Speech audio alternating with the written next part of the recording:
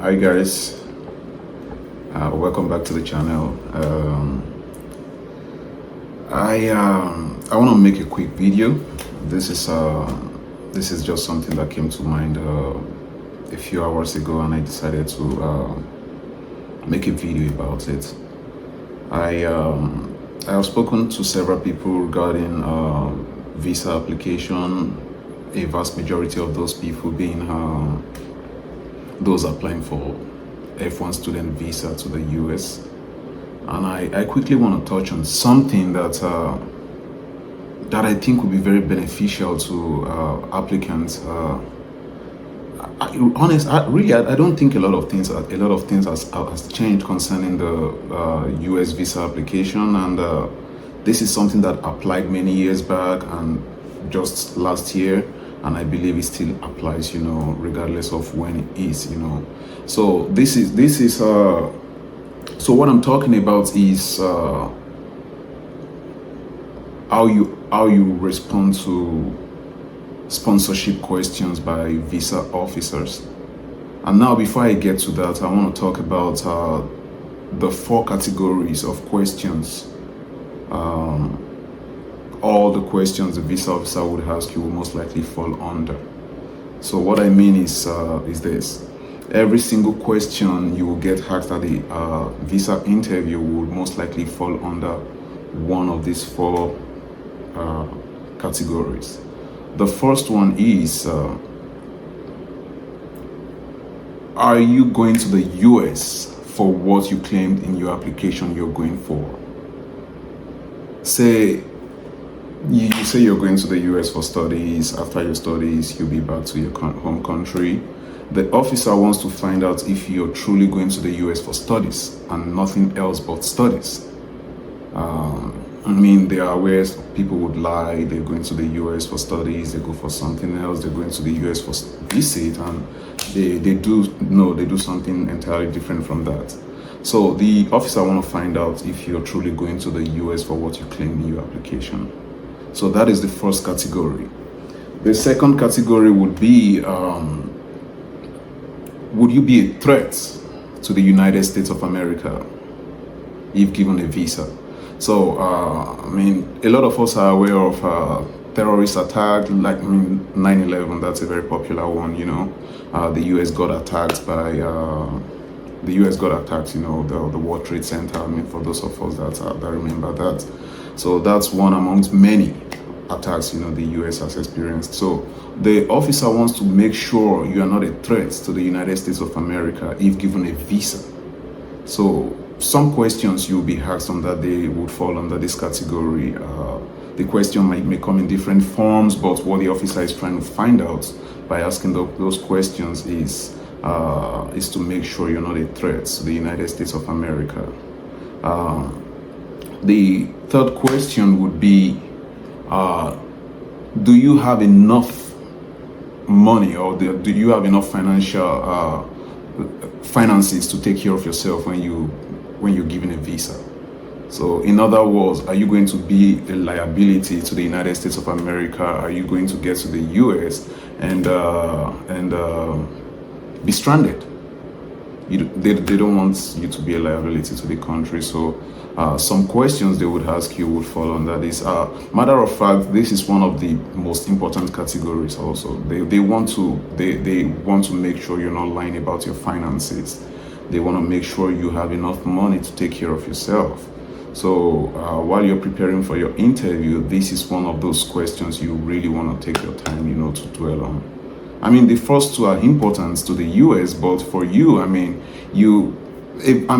90-something% or 80-something% of the people coming to the US, or 90-something%, they are not coming to the US to hurt the US. They're not coming here to cause problems.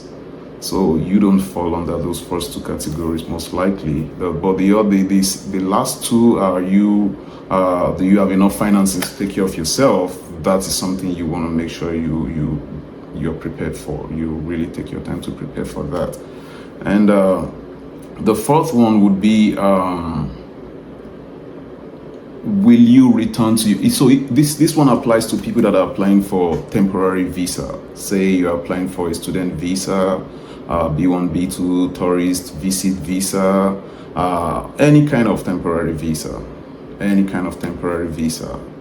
this category applies to you. So the question is, are you going to come back to your home country after your short visit, your short stay in the US, your vacation? Are you going to come back to your home country? Do you appear to the officer as someone who would come back to their home country? The officer does not want you to come to the US, look for a way to stay back and not go back to your home country. If you're here for visit, the officer wants you to get your visa and go back to your home country, to add value. That is the whole idea of asking these questions. They're trying to find out that you're not someone who most likely would not return to your home country.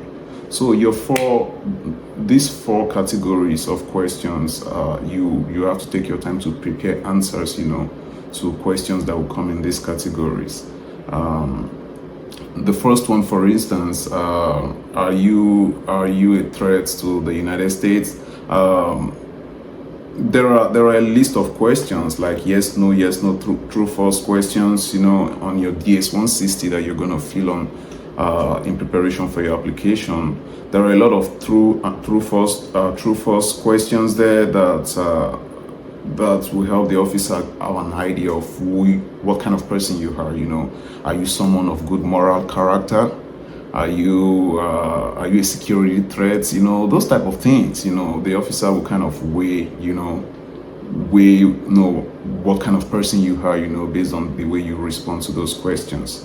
And if the officer has a need, to conduct further checks, in this aspect on your interview, they might ask you to get some kind of law enforcement clearance, like a police report, criminal clearance certificate, things like that, depending on what it's called in your country. If you're asked on your interview to provide something like that, then your application will be placed on an administrative processing. So, like they put it to your application will be placed on an administrative processing. They put it to the side, and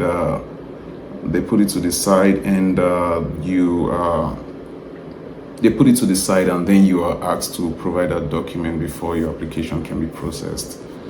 And those are the four visa categories. Those are the four question categories. Most of your questions on the interview, they will fall under.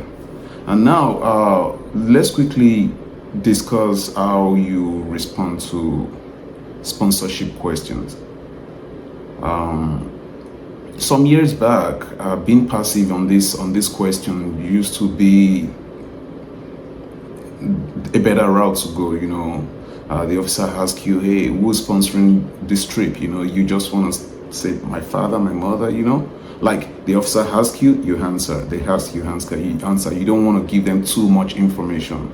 This used to work, many years back. But now I think, from what I've seen in a lot of applications that were approved recently, officers prefer that you give more information. You help them understand your case. I think it helps them. It really does help them. But people used to be scared because some officers, you say too much, they especially if they're having a bad day, But this recently, things have changed a little bit. Officers want you to give more information. So I think a better way to answer this question, who is sponsoring the trip, would be you taking your time to, of course, you mention, if you're sponsoring your trip, you mention, I am self-sponsored, or I'm sponsoring the trip. And you don't stop there. You say, I've been working. You give further information about your financial situation, like saying, I have been working at XYZ company for this number of years. And